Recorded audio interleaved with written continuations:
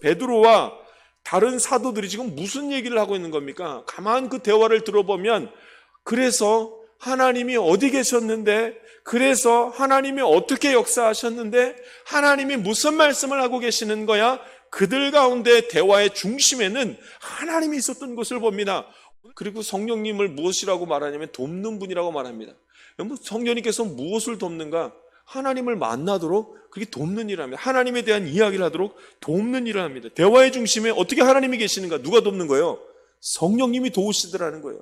그래서 사도들도, 베드로도, 이방인 고넬료도 전부 다 하나님의 이야기를 하고 하나님의 말씀에 대해서 힘을 얻는 일들이 나타납니다. 누구 때문에요? 성령의 도우심으로 그 일들이 나타납니다. 여러분, 하나님 중심으로 살아가는 사람들에게 가장 먼저 일어나는 일이 자기의 뜻을 돌이키는 힘을 그들이 갖고 있는 것을 말씀합니다.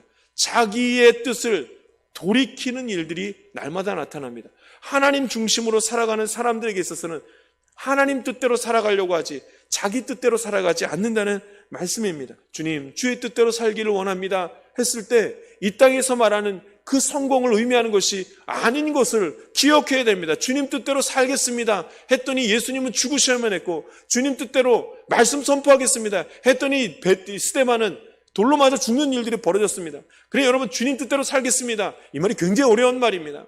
그러나 그가 어떻게, 이 스데반이 어떻게 주님 뜻대로 하겠습니다 하면서 그런 말을 선포할 수가 있었겠습니까? 여러분, 하나님이 마음의 중심에 있으면 하나님이 그런 힘을 주십니다. 하나님 마음의 중심에 모시고 살아가더니 그게 하나님을 모시고 살아가는 것이 너무나 좋은 것을 압니다. 그렇게 살려고 하는 것입니다. 하나님 뜻대로 하나님을 중심으로 살아가는 사람에게는 하나님의 말씀을 받는 은혜가 있습니다. 할렐루야. 성령의 도우심으로 하나님의 말씀을 받는 은혜가 있습니다. 여러분, 하나님의 말씀을 받는 자들이 하나님을 알고 하나님의 뜻에 따라 순종하는 삶을 살아가는 것이 맞습니다. 하나님의 말씀을 받은 다음에 그런 삶을 살아가는 것이 맞습니다. 그런데 그 반대의 경우도 있습니다. 하나님 중심으로 살기 때문에 말씀을 받기도 합니다. 하나님의 말씀을 보지 않으면 우리는 하나님 중심으로 살아갈 수가 없습니다. 하나님 말씀을 보지 않으면 하나님 중심으로 살아갈 수가 없습니다. 왜냐하면 성령님이 어떻게 하냐면 말씀을 깨닫게 하시는데, 내가 말씀을 안 보고 있으면 말씀을 깨달을 수가 없습니다. 그래서 하나님을 중심으로 살아가는 사람은 늘 말씀을 보고 있어야 됩니다. 그래야 성령님이 임하셔서 말씀이 깨달아지는 은혜가 있는 것입니다. 여러분, 하나님 중심으로 살아가는 자들에게 나타나는 모습, 세 번째 모습입니다. 이것은 무엇인가? 여러분, 생명을 얻게 하는 회개가 계속 일어나게 되어져 있습니다. 하나님 중심으로 살아가는 자들에게는 생명을 얻게 하는 회개가 그 안에 있다는 것입니다. 하나님의 뜻대로 사는 기쁨이 우리에게는 있습니다.